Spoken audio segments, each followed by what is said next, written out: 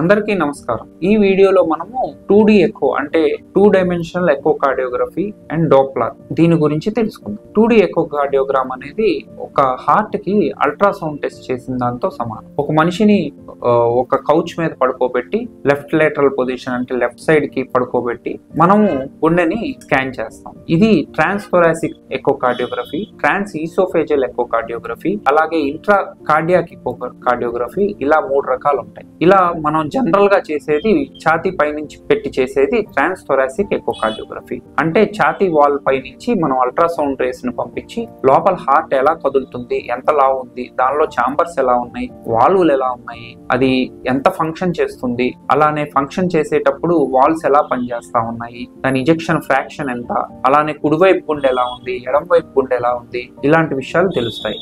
దీంతో పాటు మనకి బృహద్దమని అంటే అయోర్టా ఎలా ఉంది, వెజల్స్ నెక్ లో ఎలా ఉన్నాయి, అలానే పొట్టలో ఐవిసి ఎలా ఉంది, ఇలాంటి విషయాలు కూడా తెలుస్తాయి. ఇది తెలుసుకున్నాక మనకి ఫర్దర్ టెస్టింగ్స్ కి హార్ట్ సూటబుల్లా అంటే స్ట్రెస్ టెస్ట్ చేయొచ్చా, లేకపోతే ఈ పేషెంట్ కి సర్జరీ చేసుకోవచ్చా, ఇంకా యాంజియోగ్రామ్ చేయొచ్చా లేదా, ఇలాంటి విషయాలు కూడా తెలుసుకోవడానికి ఈ టెస్ట్ చాలా ఉపయోగకరం. ఈ 2D ఎకో కార్డియోగ్రామ్ అనేది పూర్తిగా రిస్క్ ఫ్రీ టెస్ట్ అంటే నాన్ ఇన్వేజివ్ టెస్ట్. దీనివల్ల ఎలాంటి ప్రమాదము ఎలాంటి రిస్క్ ఉండదు. సో ఏమాత్రం మనకు అనుమానం వచ్చినా 2D ఎకో కార్డియోగ్రామ్ చేయించుకోవాలి. ఇలా చేయించాకే మనం యాంజియోగ్రామ్ గానీ ఫర్దర్ టెస్టింగ్ గానీ వెళ్తాం. ఇలా చేయించుకుండా వెళ్ళినట్లయితే ఆ టెస్టుల్లో ప్రమాదం జరిగే అవకాశం ఉంటుంది. ఇలా చేశాకే జనరల్లీ కూడా మనం అన్ని రకాల సర్జరీలు కూడా చేయించుకుంటానికి ఫిట్టా కాదా అనేది తెలుసుకుంటాం. ఇలా ట్రాన్స్ థొరాసిక్ ఎకో కార్డియోగ్రఫీయే కాకుండా ట్రాన్స్ ఈసోఫేజియల్ అంటే నోట్లో గొట్టం పెట్టి దానిలో ఉన్న అల్ట్రాసౌండ్ ప్రోబ్ ద్వారా మనం ఎలాంటి డిసీజెస్ తెలుసుకోవాలనేది కూడా